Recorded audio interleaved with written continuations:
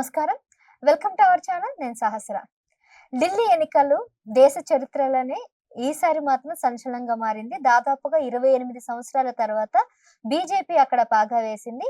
పేదల party Aam Aadmi party మళ్ళీ గెలుస్తదని అనుకున్నారు. ఇది నాలుగోసారి కూడా గెలిచే అవకాశం ఉన్న టైంలో కొద్ది ఓట్లతో ఆమ్ ఆద్మీ పార్టీ ఓడిపోవడం జరిగింది. అయితే ఇక్కడ ఓడిపోవడానికి ముఖ్య కారణాలు ఎక్కువ సంక్షేమ పథకాలు ఇవ్వడమే.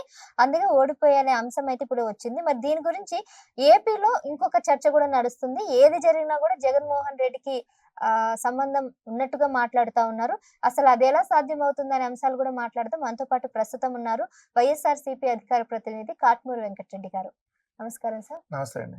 సార్ ముందుగా మిమ్మల్ని అడిగేదేంటంటే ఈసారి మాత్రం ఢిల్లీ రాజకీయం ఏదైతే ఉందో వాళ్ళు పెట్టినటువంటి బడ్జెట్ విషయంలో గెలవడం, లేదంటే ఎక్కువగా ప్రచారం చేయడం, డబుల్ ఇంజిన్ ప్రచారం చేయడం గానీ, లేదంటే వీళ్ళు కూడా ఈవెన్ సంక్షేమ పథకాలు భారీగానే అనౌన్స్ చేశారు బీజేపీ వాళ్ళు. ఈ అన్ని అంశాలనికి చేయడంతో పాటు ఆమ్ ఆద్మీ పార్టీ గతంలో ఈ లిక్కర్ స్కామ్ కేసులో ఇరుక్కొని ఆయన జైలుకెళ్ళడం కూడా ప్రభావం చూపించడం వల్ల అది ఓడిపోవడం జరిగింది. బీజేపీ గెలవడం జరిగింది.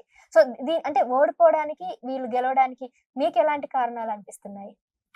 అంటే ఒకటి సహజంగా ఎన్నికల మేనేజ్‌మెంటు, ఎన్నికల కమిషన్ వ్యవహరిస్తున్నటువంటి తీరు మీద దేశవ్యాప్తంగా పెద్ద చర్చ జరుగుతా ఉంది. దీంట్లో నో డౌట్. ఎందుకంటే సపోజ్ మన ఆంధ్రప్రదేశ్‌లో చూసుకుంటే పోలైనటువంటి ఓట్ల కంటే కౌంటింగ్ ఓట్లు పెరిగినాయి. ఎట్లా పెరుగుతాయి? మీ ఊర్లో 500 పోలైతే లెక్క పెట్టేటప్పుడు కూడా 500 ఉండాలి కదా! ఒకటి తక్కువ రాకూడదు, ఒకటి ఎక్కువ రాకూడదు. దాదాపు 12% పెరిగింది. ఎట్లా పెరుగుతుంది? 2 మన ఇంటర్వ్యూ నడుస్తున్నా మన ఫోను ఛార్జింగ్ స్విచ్ ఆఫ్ చేసి పెడతాం. తర్వాత ఛార్జింగ్ పెరగదు కదా! ఛార్జింగ్ పెడితేనే కదా పెరిగేది. మరి ఎలక్ట్రానిక్ ఓటింగ్ మిషన్‌లో ఛార్జింగ్ పెరిగినాయి చాలా చోట్ల. సో వీవీప్యాట్ స్లిప్పులు 3 సెకన్లలో కనపడాలి. మనం ఏదైతే ఈవీఎం మిషన్‌లో ఏదైతే మనకు సంబంధించి ఎవరి పార్టీకి సంబంధించిన గుర్తు వాళ్ళు ఓటేసేటప్పుడు దాని మీద మనం క్లిక్ చేసినాక పక్కన అదే గుర్తుకు పడిందా లేదా అనేది స్లిప్ ఏదైతే మనకు కనపడుతుందో ఆ వీవీప్యాట్ మిషన్‌లో ఆ స్లిప్ 3 సెకన్‌లో కనపడాల్సింది 7 సెకండ్స్ పట్టింది. 2 అనేక చోట్ల ఏదైతే ఎన్నికల కమిషన్ వ్యవహరించినటువంటి తీరు మీద సో అనేక ఆరోపణలు వచ్చినాయి ముందు నుంచి. సో వీటన్నిటిని చూసిన తర్వాత వీవీప్యాట్ స్లిప్పులు లెక్కించమని కోర్టుకెళ్తే ఏదైతే ఎలక్షన్ కమిషన్ లెక్కించం మేము వీవీప్యాట్ స్లిప్పులు లెక్క పెట్టమని చెప్పేసి ముందే తగలబెట్టేసింది.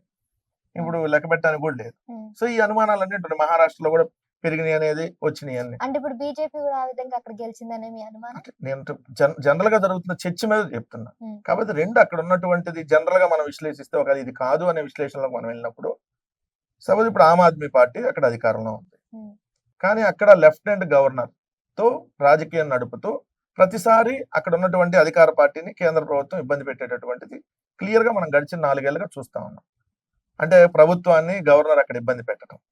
గవర్నర్ ఇబ్బంది పెడుతున్నప్పుడు ప్రభుత్వం సజావుగా సాగదు ఎక్కడ కూడా. సో ఇప్పుడు కేంద్రంలో అధికారంలో ఉంది ఎవరు? నరేంద్ర మోడీ, బీజేపీ.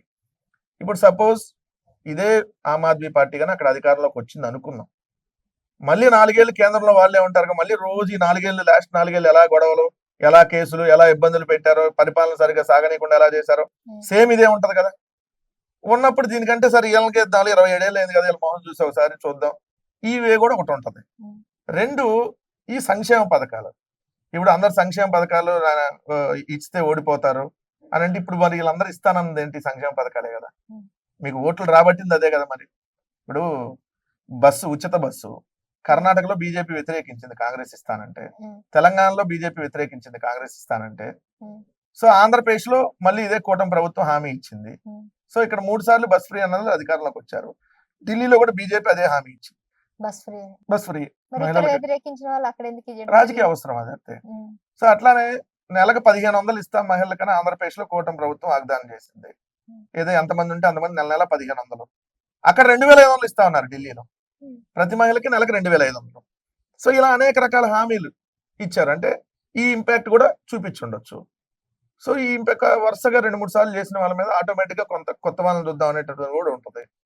సో వీటన్నిటి దాని మీద గెలిచి ఉండొచ్చు. దానికి ఏపీకి లింక్ పెట్టేసి అవును. యాక్చువల్లీ ఇదే అంశం ఇప్పుడు ఏపీలో సంక్షేమ పథకాలు ఎక్కువ ఇవ్వడం వల్లనే ఇక్కడ జగన్మోహన్ రెడ్డి ఓడిపోయారు. అక్కడ అందుకే ఆమ్ ఆద్మీ పార్టీ కూడా ఓడిపోవడానికి కారణాలని సీఎం అన్న మాటలు మనం చూస్తా ఉన్నాము. అంటే ఇప్పుడు అక్కడ ఏ రాష్ట్రంలో ఏం జరిగినా కూడా ఈయన ఎందుకు జగన్మోహన్ రెడ్డికి లింక్ పెడుతున్నారంటారు? అని చెప్పట్లా. ఇప్పుడు మన దగ్గర విషయం లేనప్పుడు ఏం చేయాలి? అవతలాల మీద నెట్టేయాలి. చంద్రబాబు నాయుడు గారు ఇప్పుడు విషయం లేదు, పరిపాలించమంటే నా దగ్గర డబ్బులు లేవంటాడు ఒక రోజు, ఓ రోజు సంపద సృష్టించి నాకు ఇస్తానంటాడు, ఓ రోజు ఈ సంక్షేమ పథకాలు ఎందుకు ఇవ్వాలని అంటాడు. మరి మేము సంక్షేమ పథకాలు ఇస్తే ఓడిపోయామన్నారు కదా, మాకు 4 నువ్వు గెలిచావు కదా. ఇప్పుడు మేము ఒకరికి అమ్మఒడి ఇచ్చి మేము ఓడిపోతే నువ్వు ఎంతమంది ఉంటే అంతమంది, నీకు 15 నీకు 15 నీకు 15 నీకు 15 అన్నారు కదా. మేము ఏదైతే ఉచిత బస్సులు అంటే మేమేం చెప్పలేదు కదా, కానీ మీరు ఉచిత బస్సు ఇస్తా అన్నారు కదా. మీరు అడ్డగోలు హామీలు ఇచ్చారు కదా, నెల నెల ఏదైతే 3 గ్యాస్ సిలిండర్లు ఇస్తామని, నిరుద్యోగులకు 3000 ఇస్తామని నెల నెల.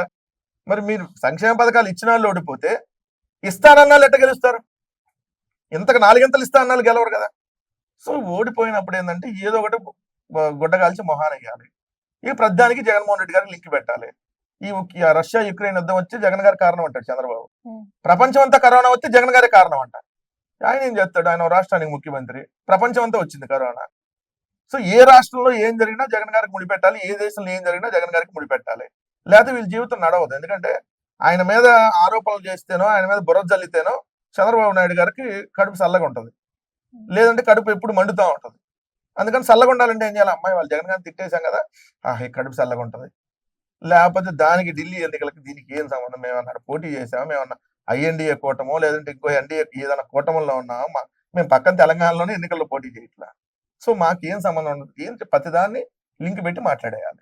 లింక్ పెట్టి మాట్లాడేసి ఓహో అక్కడ జరిగింది, అందుకని మేము కూడా ఇప్పుడు సంక్షేమ పథకాలు ఇవ్వటం మానేస్తున్నాం అంటే, ఇస్తానని చెప్పి ఇప్పుడు ఎందుకు ఇవ్వటం లేదంటే ఇది చూపించాలి అనే దాంట్లో కోణంలో చంద్రబాబు నాయుడు గారి ఆరోపణలాగా కనపడుతుంది. అంతకుమించి ఏముంది చెప్పండి. రైట్. సో నిజంగానే ఇక్కడ ఏ రాష్ట్రంలో ఎటువంటి సంఘటనలు జరిగినా గానీ మొత్తానికి జగన్మోహన్ రెడ్డిని బ్లేమ్ చేయడం అనేది అలవాటుగా అయిపోయింది. అక్కడ ఆనవాయితీగా చేస్తున్నారని కూడా వీళ్ళు చెప్తున్నటువంటి మాటలు. మరి చూద్దాం దీని గురించి ఇంకా పూర్తిగా, అంటే ఏ సంఘటనలో ఏం జరిగినా గానీ ఎందుకు వీళ్ళు ఇలా సీరియస్ గా తీసుకుంటున్నారు, ఇకపై ఇలాంటి సంఘటనలు ఏవైనా గానీ వీళ్ళు కనుక జగన్మోహన్ రెడ్డి గాని కనుక మధ్యలో లాగితే ఊరుకునేది లేదని కూడా వైఎస్ఆర్సీపీ నుంచి సంబంధించిన వ్యక్తులు అయితే మాట్లాడడం జరుగుతుంది. సో మరో అంశంతో మళ్ళీ కలుద్దాం. చూస్తూనే ఉండండి మా ఛానల్.